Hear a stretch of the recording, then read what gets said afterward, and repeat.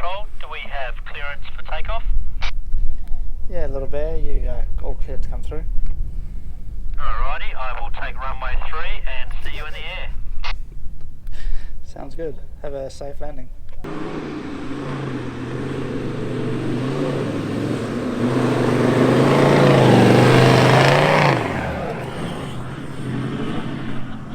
Very nice. Welcome to the Simpson Desert, Ronny Dahl, four-wheeling in Australia.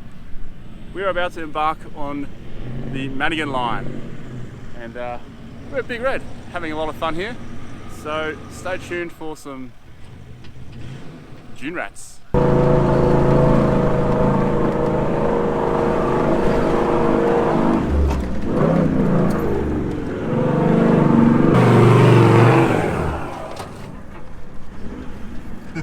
Man, that was so good.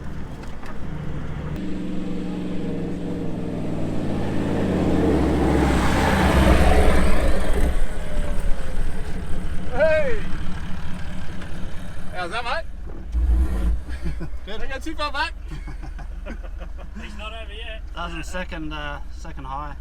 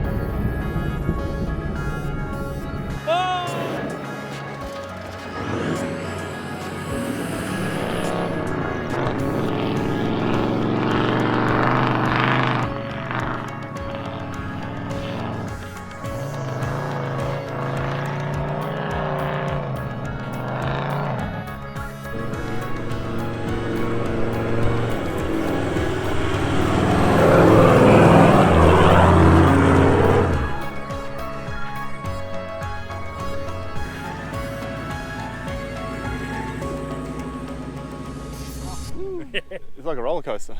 It was. This is actually a lot more fun than what I thought it would be. It's not difficult, but it's fun. It's difficult with a trailer. It just sucks that little bit of oomph out.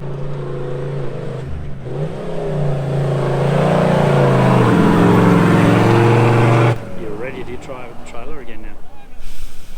Nah, Yeah. Luke might want his trailer back in one piece. We got 1139 after this one, so that trailer's going to get a bit of a jump anyway. Yeah. It's still got to make it up Nemesis. Oh, Nemesis. That's worse than this. So behind us is Nemesis. That dune is supposedly worse than Big Red. But yeah, we're all having fun. Flies having fun.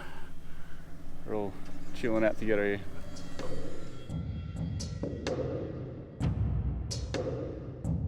The iconic Big Red is located over 4,500 kilometres from Perth, which is our end destination for this trip.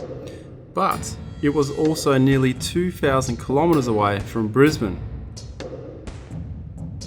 This is what happened leading up to Big Red.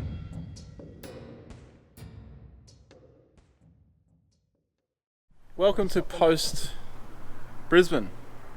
You're watching a flashback. We're doing a handover here. Amalia is handing over her reins to James. Yep. So that's the transfer of camera person. Yep. For this trip, yeah. For this Yep. trip, yeah. We just finished the drifter event in Brendale, and here's the trailer. We're about to load it up. I'm in the showroom, so we are going to load up the ute with a couple of things from here, because James, you need a tent. The tent that Amalia was using is rubbish. You don't want to use that. And you need a chair. You need a chair. And the rest of the stuff is on board. Torben needs a chair. So there's a couple of things we're going to grab from here. We're going to load up with water. We're going to load up with charcoal. Wayne right now, he's at the laundromat washing my clothes. And Nathan and Torben are doing the food shopping. So this is all the stuff we have to do before we actually hit this trip. So a lot's happened in the last, how many hours? Since the this morning, since 9? What, 8:30? 8:30. Yeah, been It's full on. I have sat down for about 10 minutes, I think. So now it's time to plan and get moving. So this is where we slept last night, and this is where we'll sleep tonight before we start the big drive to the Simpson or to Birdsville. So we're going to throw all the swags on the .4. It's a small equipment trailer, and we're even going to wash the cars so we can put the new decals on. We have maybe 5 hours we'll do all this stuff in, so we better get moving.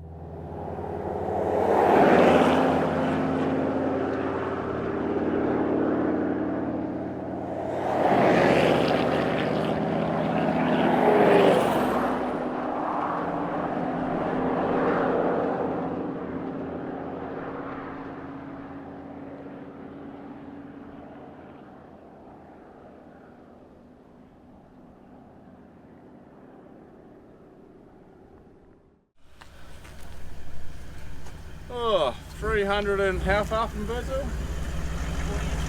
340 k's from Birdsville. Flies are starting to rack up here. No, I'm not trying to eat them. That's not level. We are, I guess, about 4 hours, 4.5 hours realistically from Birdsville, because we're doing regular stops. We have driven a long way. We've done over 1,000 k's from Brisbane. But we'll get there soon. So time for lunch, which we're going to share with thousands of other things. 5 people, 2 sausages each. Yeah. 10 sausages. That's the guy. 1, 2, 3, 4, 5, 6, 7, 8, 9, 10. Note how the flies are not really sitting on the meat. They are preferring to drink, well, gather moisture off our bodies, and pretty much just annoy the hell out of you. The best way I find to deal with these flies is to just, I don't know, deal with them, I guess. When it gets too much, yeah, of course a fly net does help, but I prefer just to go head on straight away, and you just don't really care. Like right now, I don't really care. But there will be some mornings coming up where it's going to drive me absolute nuts. Ah, these flies! Like this fella here. Oh man. We have done a long drive. 1,000 k's. Still... actually done more than 1,000 k's. We've done like 1,200 k's, something like that. Still got another 400 to go.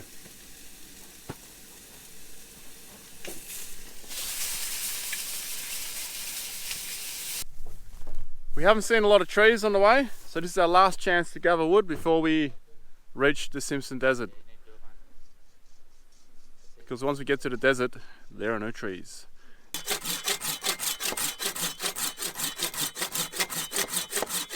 Now we're just getting a bit more natural stuff. And we got 2 bags of charcoal for cooking. So a lot of our cooking is going to be heat, fire, charcoal based kind of stuff.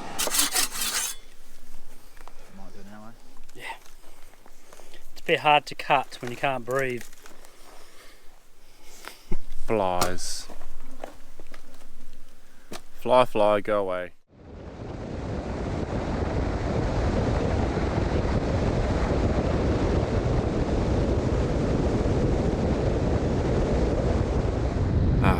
Good old outback Australia. You know you're getting really remote when you reach the unfenced cattle stations. And you can see Torben here is quite familiar with these kind of situations. If half the herd is on one side of the road or the track, expect the other side to cross. As for emus and kangaroos, you just don't know what they're going to do, when they're going to do. They are super unpredictable. And just to highlight that fact, I think combined we hit 3 or 4 on the way there. Welcome almost to Birdsville. I've made a bit of a mistake. This is the 3rd time a fuel light's come on. We've drained my auxiliary tanks 3 times now. I've got a problem with the back. I've got a new fuel tank in. It's a 180 litre fuel tank. When I replumbed, or when they replumbed, my fuel tanks are not flowing right. There's something going on, but they are empty now.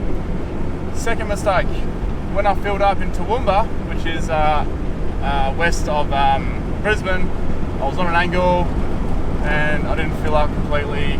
I think I'm missing 50, 60 litres. I'm towing a trailer as well. But I think I'm going to make it. The fuel light just came on a couple of minutes ago. Driving into the sun. Hey guys, you know that fuel light? It's back on again. Wow. Are we going to have to leave you out here? I should be right though, because what do you reckon? I should have at least 110, 118 kilometres left, do you reckon, or what? I think you will run in on fumes at about 100 kilometres. Yeah, righto. 100 kilometres it is. But we have some tequila in the back, that'll get you the extra. How are you enjoying driving into the sun anyway? I can't see the sun through your dust.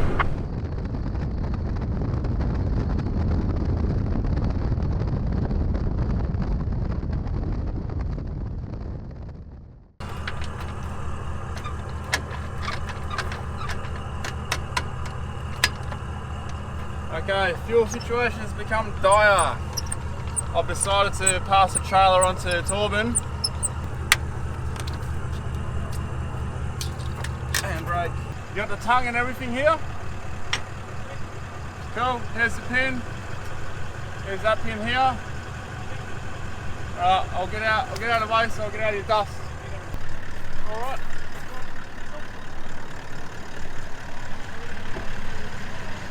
See in the dust trails. Yeah.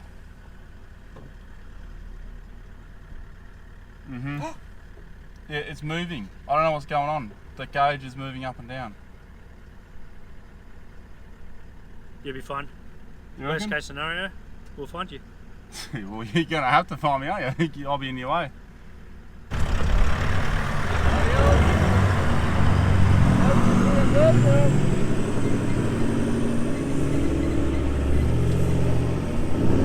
Let's nurse it in. Wow, that fuel gauge just, I don't know what's going on. I honestly don't know how much fuel I have.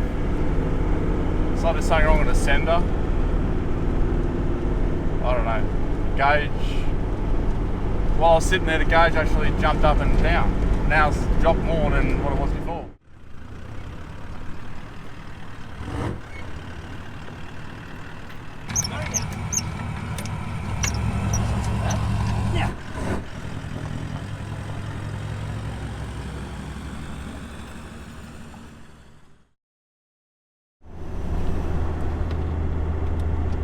touch and go, not sure.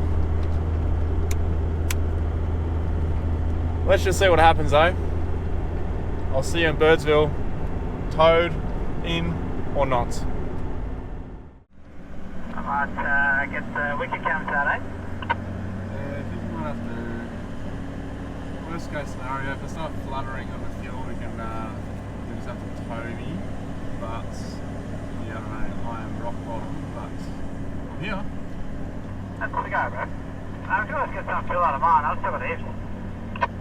Yeah, how are we going to get it out? I'll grab that drum that Colvin's got, and I'll just put it straight into there and straight to your tank. What a relief. Birdsville Hotel.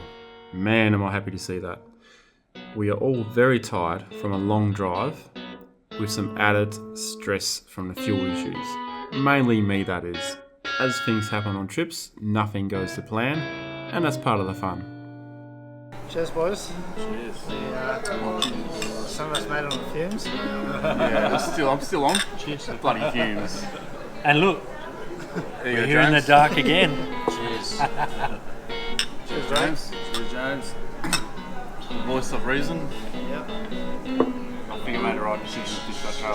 In the middle. He was in the middle. Yeah, we just went around. It was too late for It us. was too late for us. I didn't want to swerve. He committed. I had to commit to it, and man, it got worse. Something bottomed out. Something went bang. The front tyre actually bottomed out.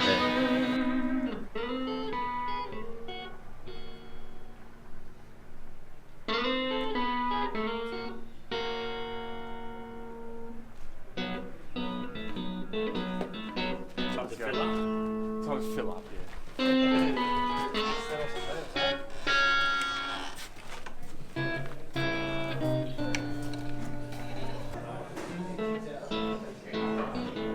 The iconic and historic public bar at the Birdsville Hotel.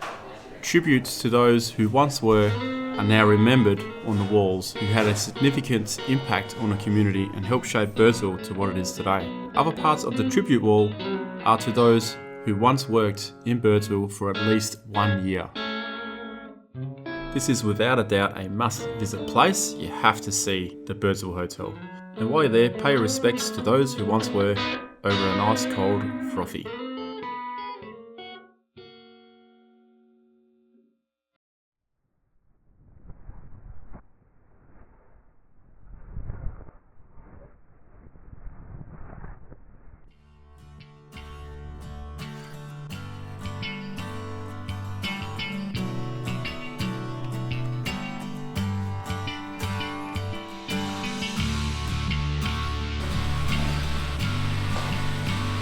I'm going all the healthy stuff.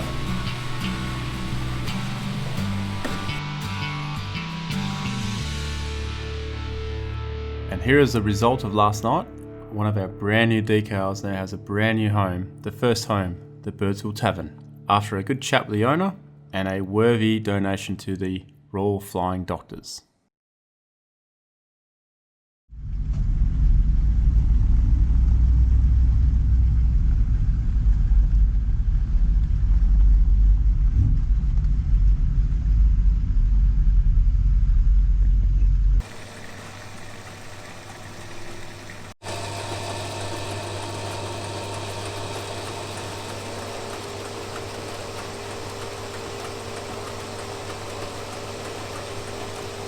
Fully fueled now.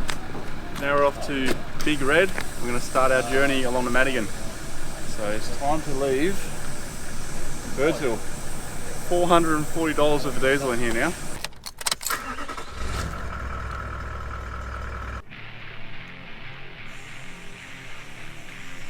Recovery Beast, also known as Simpson Desert Recovery. Should you get stuck out here, do not fear. This beast will come and get you out. At a handsome fee, no doubt. When you think about it, it's actually a really clever idea. Get an old military proven truck and put a tilt tray on it. What else will do the job?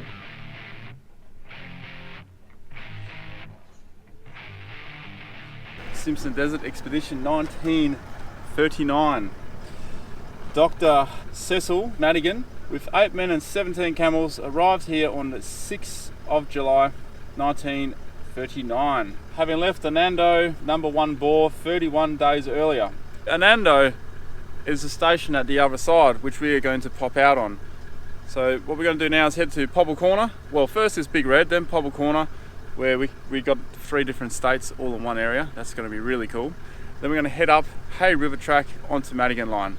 Across the Madigan, over to Anando Station, down to Mount Dare, around the Think Desert, and then down to Dalhousie Springs, at which point we're going to decide if we're going to head far west or southwest. So let's hit the road.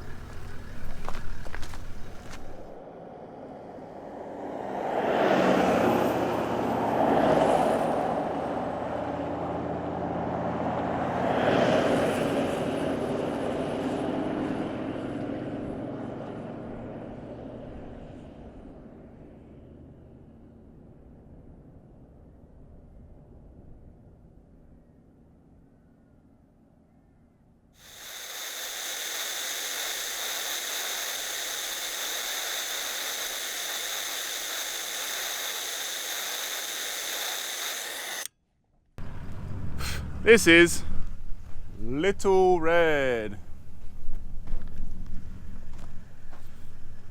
I wouldn't even call that a dune, but we're going to test our tyre pressures on that before we get to the Big Red, so we don't make a fool out of ourselves. What tyre pressure you got, mate? 18 and 16. 18 rear, 16 front. Yep. I have gone 10 on the back,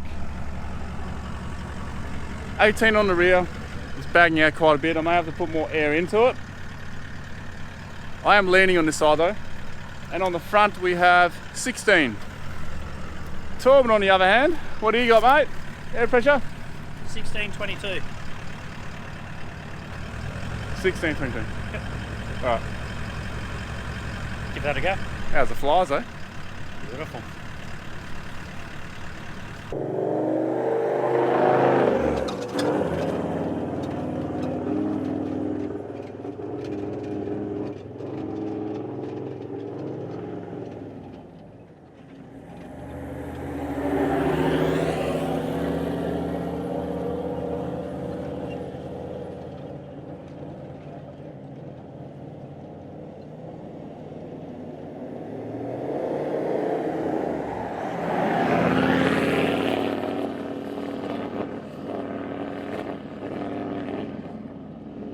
Little Red. Approach from the west, and now we approach from the east.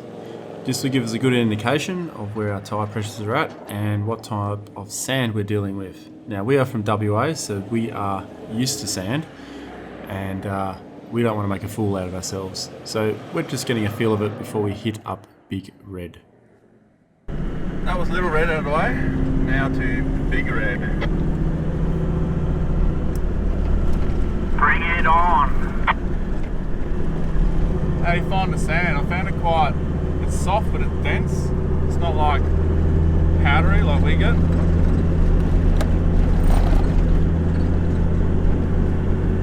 Yeah, it seems to have a lot of base to it.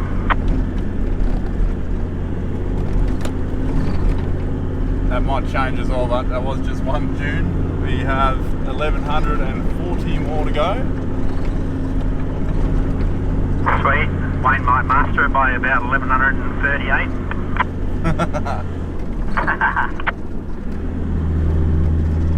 So 1140 sand dunes to go. We have started the Simpson Desert, pretty much. They start off quite far apart. Towards the end, they're a lot closer together. I was told that that's from this end heading back, well heading west, they are about 1 kilometre apart. Here we are.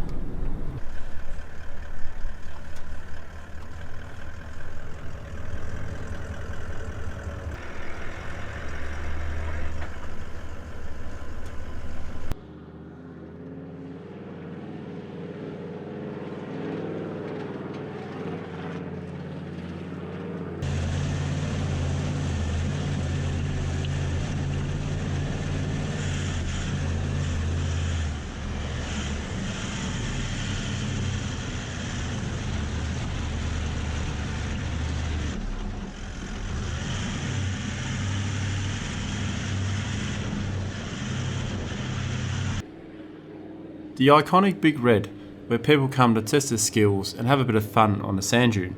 The eastern side, which we just climbed now, was the easy way up, and the western side is the more fun side and the more difficult side. We're now on the more serious side. There's a lot of different runs here. I've still got the trailer on, so let's try this middle one here. See how we go.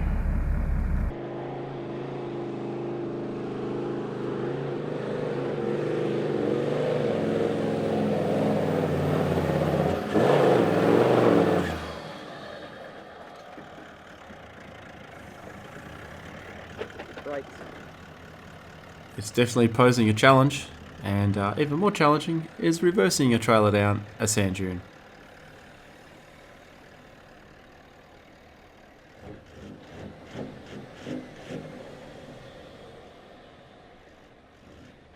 This is what it looks like without a trailer.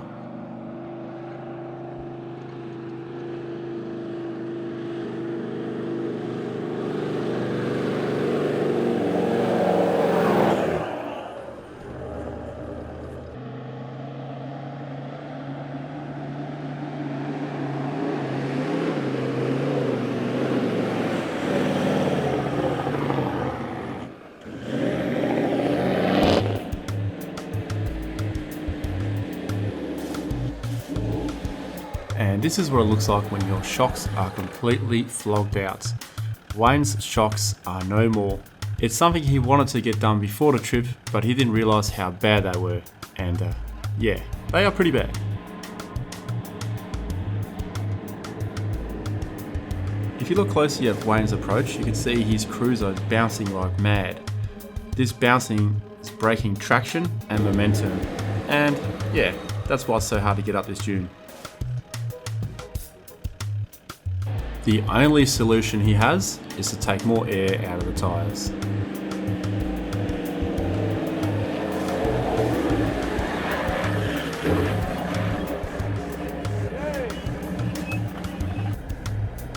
Feel a little bit better now? Yeah, a bit better. You weren't too happy before. You look like you're going to have a disaster, a big red disaster. I was like, I've come all this way, I'm not going until I've done it. You got it. I reckon it's your shocks. Yeah, I was bouncing around like crazy.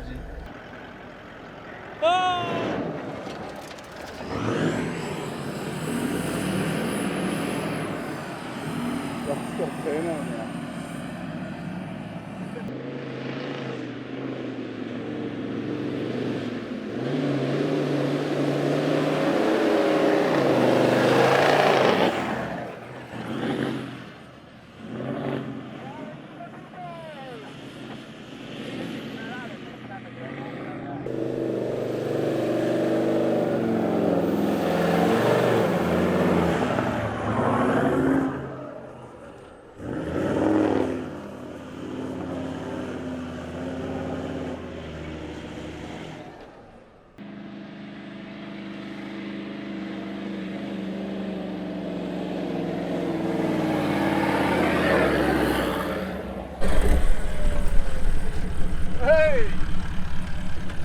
How's that, mate?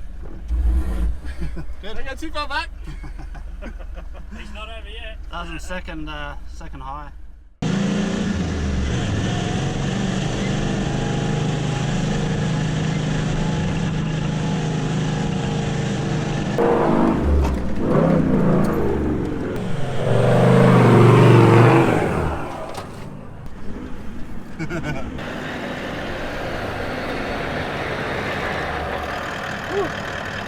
Big red.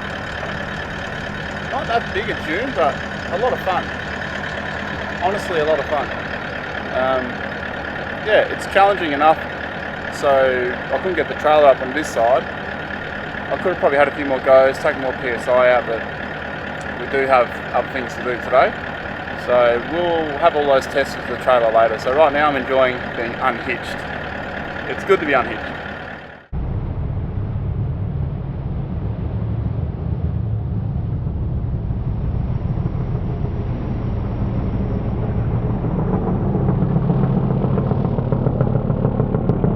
Between the three of us having fun, I reckon we used probably about 40 to 60 litres of diesel between us. We were having a lot of fun, and I wasn't done yet. I wanted to try and get this trailer up from the west side.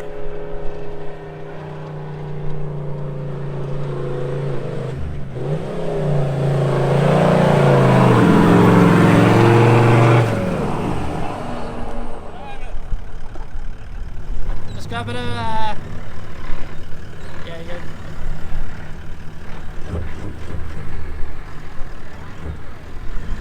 No pressure at all, just a whole crowd of people watching me reverse down a twisted sand dune. Fun. So